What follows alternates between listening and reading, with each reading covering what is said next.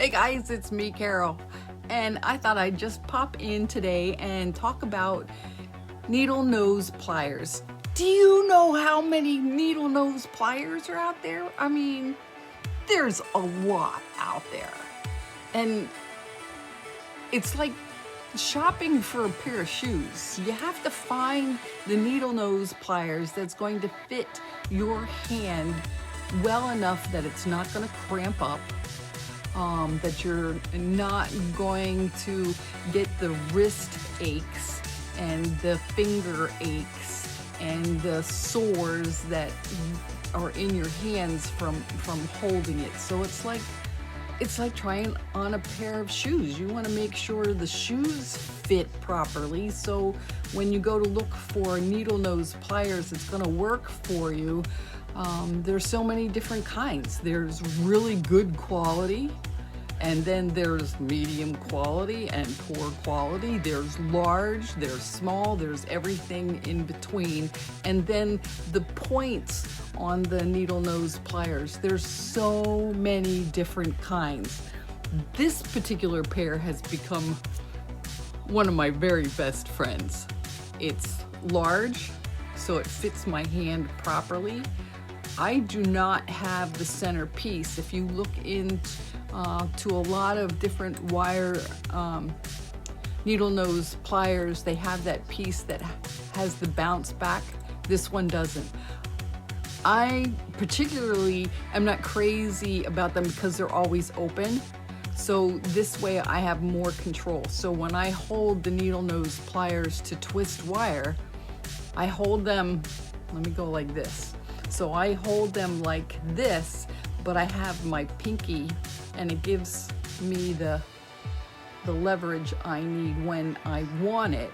That way it's not constantly open and I have to squeeze it. It's open, it's closed, and then I can open it and close it when I need to. This is just a little bit of a control thing. So today I'm working on pink wire for pink flowers. Now I've already done a lot of the process, but today I thought I'd show you what I'm doing as far as when I use these particular very, very tiny pointed needle nose pliers. It gives me the effect. And every pair that you have does something different. But today, particularly, I am going to make the petals on the pink dogwood. So here we are. I used a total of 6 feet of wire, 4 feet for the pink and 2 feet for the center gold. And I'll show you probably in another video how I do that. But for today, since this is what I'm working on, this is what I thought I'd take the time to show you. So with the pink, the loops, and these pliers, I'm going to take the center part of the outside loop, okay? And I'm going to take it and I'm going to push it in towards the center of the flower, which is the gold that I have. So I pushed it in a little bit and then turning it just a little, not a whole lot. And then I'm taking the insert here that I pinched. Maybe I should show you quick. So that's what I created so far by pushing in towards this gold center. All right, now I'm going to take my needle nose pliers and go in between those two and crease it down to make it look like loops. Just like that. And now I'm going to do this continuously all the way through, nice and slow. And you know what? This takes a lot of practice. It takes a lot of time. I'm using a 22 gauge wire. This is a permanently colored silver with a permanent color of pink on the outside. So I'm squeezing towards the center with a little tweak in the middle, going into the middle and squeezing to get the loops.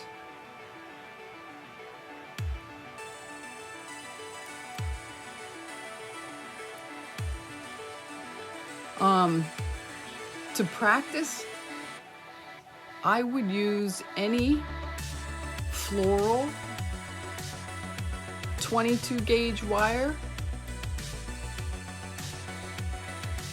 and practice. Silver wire is very expensive, and I would hate to see you put all of that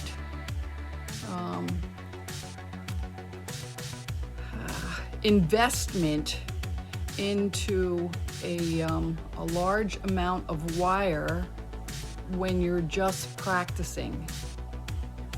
So do yourself a favor and get yourself some 22 gauge floral wire. You can get it at any craft store, and practice with that before you get into the real expensive stuff.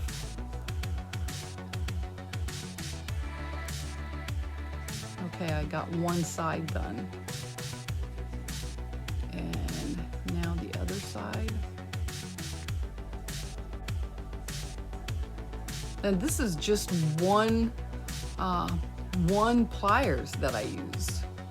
There's so many different pieces. So if you're out there like you're getting really frustrated and your work isn't turning out the way you're hoping that it would, maybe it's the kind of pliers you're using. That's one thing to check into. And you can put a lot of money, a lot of investment into the tools. But sometimes it's the tool that just makes life so much easier when you're creating.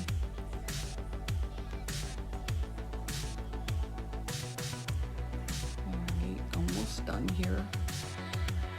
I know this is kind of boring, but I thought, maybe this is one way you get a chance to find out what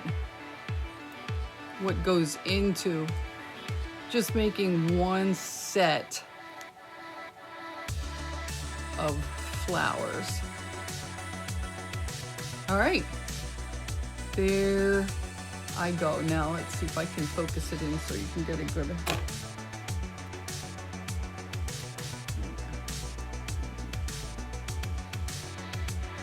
Okay, so there's 10 flowers here in 6 feet of wire.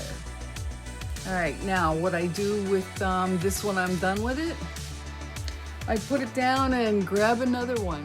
Yeah, so this step takes quite a while, as you can see. I didn't put anything on fast motion, and I didn't talk really fast and push it all the way through like I do sometimes on those videos. But anyway, hey, my name is Carol. I am the artist of Only Trees, Wire Trees, creating realistic looking wired trees that become heirlooms for years and years and years into the future. Hey, I hope you're having a great day, and stay tuned, subscribe, and all that good stuff, and we'll see you soon.